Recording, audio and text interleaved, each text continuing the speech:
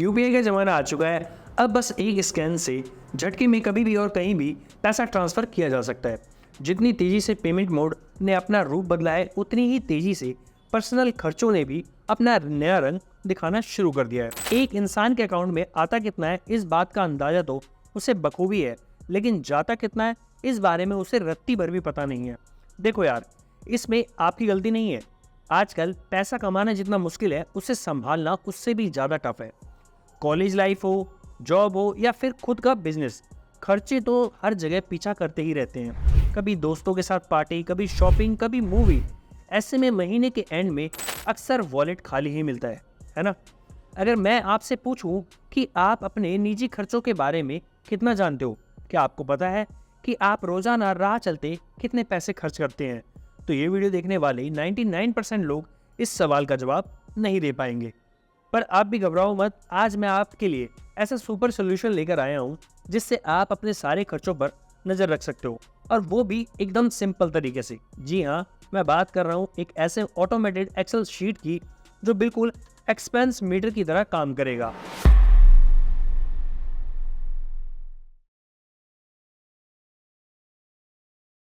आपको मेरे पीछे जो एक्सेल शीट दिख रही है वो मैजिकल एक्सपेंस ट्रैकर शीट है। इसमें मैंने 5 सेक्शन बनाए हैं जो आपकी रेगुलर एक्सपेंस एंड इनकम को डिटेल में ट्रैक करने का काम करता है। आपको रोजाना सिर्फ 5 मिनट देना है और मंथ के एंड में आपके सामने आपके पूरे महीने का कच्चा चिट्ठा दिख जाएगा। उदाहरण के लिए आप मेरा सितंबर मंथ का एक्सपेंस देख सकते हैं। मैं रोजाना जो भी खर्च करता था उसकी डिटेल इस शीट में फीड कर देता था, जिसके बाद इस शीट ने मुझे बता दिया कि सितंबर में मेरा आइडल खर्च कितना था और किस हद तक मैंने उसे फॉलो किया। हालांकि सितंबर मंथ में मैं बहुत ज़्यादा लॉस में था, क्योंकि मैंने हद से ज़्यादा खर्च कर दिया था। मेरा आइडल एक्सपेंस खर्च 53,000 था, लेकिन एक्चुअल खर्च मेरा 80,000 रुपये से भी ज़्यादा था। यानी रेगुलर खर्च करने के महीने में मैंने सीधा 27,589 रुपये का घाटा कर दिया। अगर आप ध्यान से देखो तो दोस्तों, इस शीट ने मुझे बता दिया कि मेरा घाटा एक यूटिलिटी कॉस्ट की वजह से हुआ है। यूटिलिटी कॉस्ट क्या था? यूटिलिटी कॉस्ट में जब मैं गया तो मुझे दिखा कि यहाँ पे मैंने क्रेडिट कार्ड जो बिल था वो 24,000 रुपये फालतू खर्च कर दिया था। मेरे खर्च के बारे में और कभी बात कर लेंगे, फिलहाल हम इस शीट ट्रैकर को इस्तेमाल करने पर फोकस करते हैं। इस शीट में मौजूद हर सेक्शन की अपनी अपनी खासियत है। अब हर सेक्शन के बारे में मैं डिटेल में समझाने की कोशिश करता हूँ कि कैसे ये सभी सेक्शन आपके एक्सपेंस को ट्रैक करने का काम करते हैं। इस income and expense tracker sheet में आपको सबसे पहला जो सेक्शन दिख रहा है वो आपकी मंथली एक्सपेंस को डिटेल में शो करता है। वो नाम भी मैंने दिया है डेली एक्सपेंस डिटेल।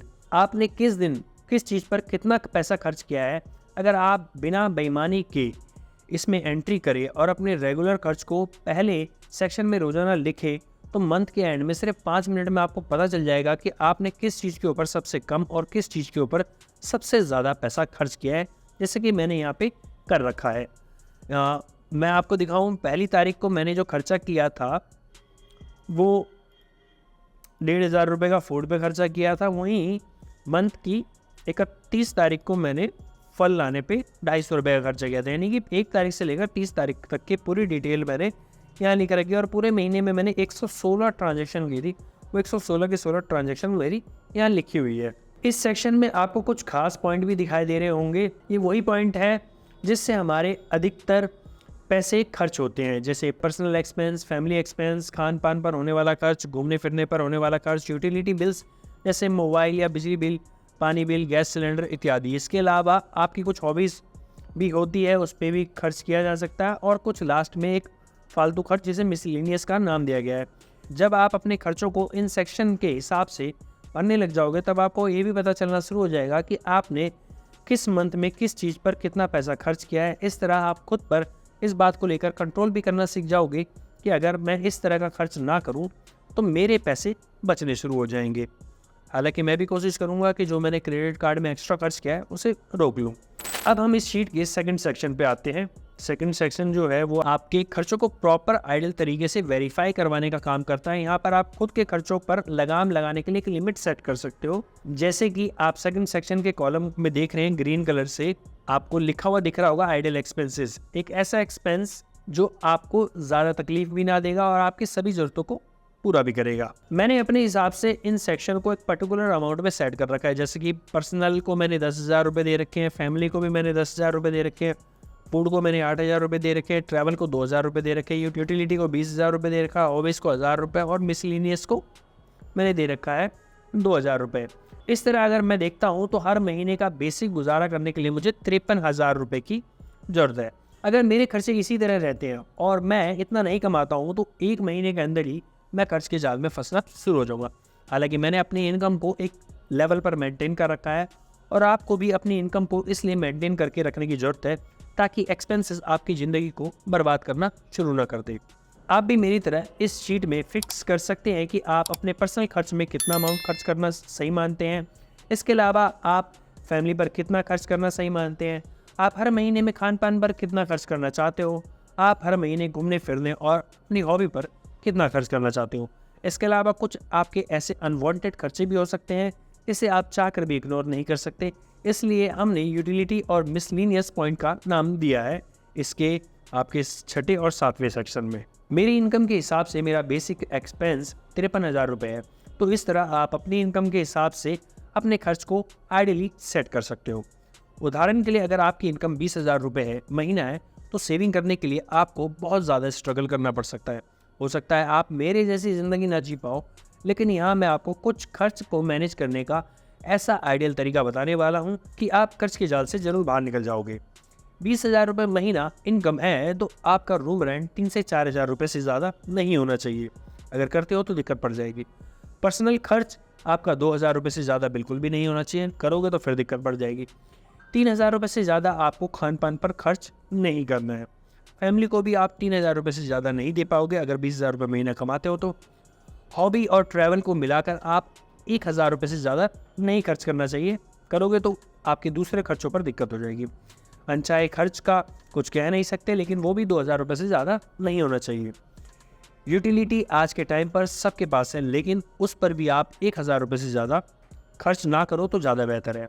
अगर आप मेरे द्वारा बताए गए हिसाब से इससे नीचे खर्च करोगे तो एक ईमानदार गरीब कहलाओगे और महीने का लगभग 4,000 रुपये बचा पाओगे। लेकिन मैं नहीं चाहूँगा कि आप इस तरह तड़प कर ज़िंदगी जियो, इसलिए कोशिश करते रहना कि आपकी इनकम में समय समय के साथ तेज़ी से इजाफा होने लग जाए, वरना जो आइडियल खर्च बताया है उसे फॉलो करते रहना और गरीबी के जाल से निकलने के लिए हर महीने 4,000 रुपये बचाना शुरू कर देना। इस शीट का तीसरा सेक्शन आपके कर्जों के रिकॉर्ड को संभालने का काम करता है कि किस मंथ आपके कितने कर्ज का भुगतान करना है।